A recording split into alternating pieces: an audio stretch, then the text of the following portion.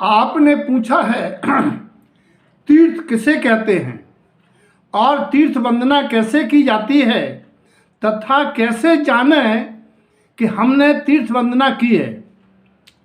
बहुत अच्छा प्रश्न पूछा है, क्योंकि अभी आप देख रहे हैं हमारे गुरु भक्त परिवार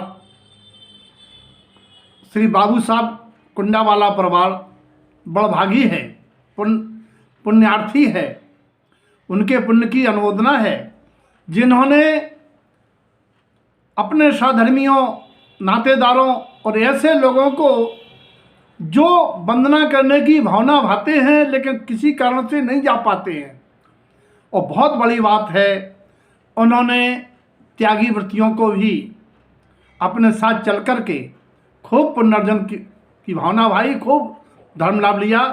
उनके लिए बहुत बहुत शुभकामनाएं।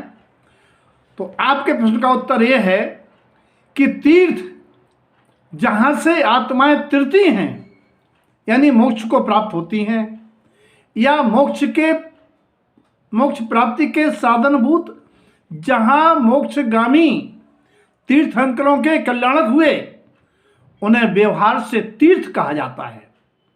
निश्चय से जिसे तैरना है और जिसमें ही लीन होकर तैरना है, वह एक आत्म तीर्थ है। तारण पंथियों को एक घुटी पिलाई जाती है कि आत्म तीर्थ।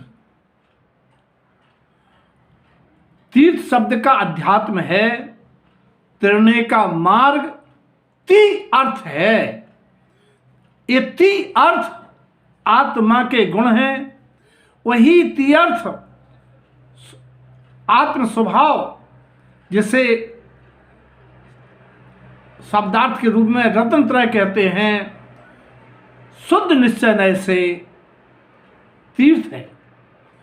व्यवहार की तीर्थ वंदना निश्चय के तीर्थ स्वभाव का स्मरण कराने के लिए होती है।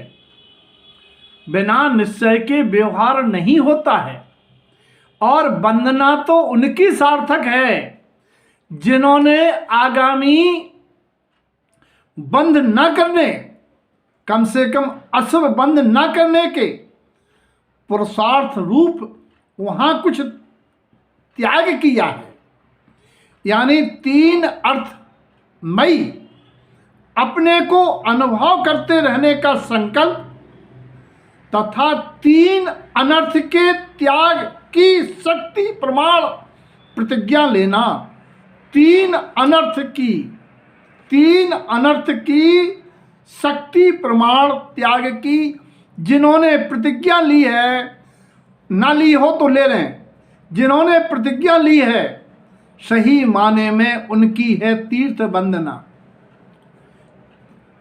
तीन अनर्थ क्या है? तीन अर्थ के हेतु आचार्य गुरुदेव ने कहा है, मिथ्यात्व देवम गुरु धर्म दूरम।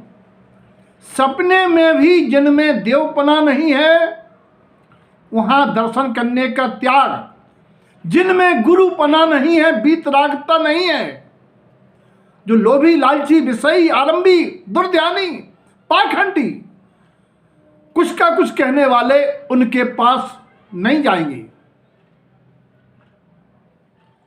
और जहां भी क्रियाकांड में धर्म कहा जाता हो, ऐसे क्रियाकांड धर्म से दूर रहेंगे। यह तीन अनर्थ का त्याग, तीन मूढ़ताओं का त्याग, और पाप विषय कसाय के अंतर्गत शक्ति प्रमाण पाप नहीं करेंगे, बुद्धिपूर्वक जीवन जिएंगे, अत्याचार पूर्वक, और इंद्रिय विषयों का कंट्रोल करेंगे तथा कसाय अन्याय पूर्वक नहीं करेंगे, अनीत के लिए नहीं करेंगे। ऐसा जिनने नियम लिए हैं तीन अनर्थ के त्याग का, तीन अर्थ के अनुभवन का, गुरुदेव कहते हैं उनकी है तीर्थ वंदना। और जिन्होंने तीन शल्यों के से मुक्त होने के लिए अपने जीवन में जिनवाणी के स्वाध्याय चिंतन का नियम लिया है, उनकी तीर्थ वंदना। तीर्थ वंदना के बाद कुछ त्याग किया जाता विकारों का, कुछ गुण ग्रहण किए जाते हैं। तीर्थों पर आपने देखा होगा भिखारियों का जमावड़ा रहता है। क्यों रहता है? वे भिखारी कहते हैं एक दिन मैं भी ऐसे ही सेठ था, मैंने भिखारियों को दुत्कारा, दया नहीं की, इसलिए आज मैं ऐसा हो गया हूं, तुम ऐसा नहीं करना। वे भिखारी कहते हैं मैं तो अपने भाग का खाता हूं, नाम तुम्हारा होता है। और तीर्थों पर यदि जीव तप त्याग ब्रह्मचर्य की साधना से वंदना करता है तीर्थ की, तो पुण्य रूप फलित होता है। यदि तीर्थ पिकनिक स्थल बन जाएं, भोगों के साधन बन जाएं, घर में भोगते हुए भोगों का वहाँ याद आए और वहाँ भी उसी प्रकार के भोग, उसी प्रकार के व्यंजन जीवने, उसी प्रकार के दृश्य देखने, उसी प्रकार की विकता करने की स्थिति बनती है, तो क्या घर में और तीर्थ में पर अंतर क्या रहा? और क्या आप उनको वंदना कराते हैं जो वंदना का भाव तो रखते हैं, किंतु किसी कर्म के उदय से वंदना हेतु जाने में अपने को शक्तिहीन पाते हैं?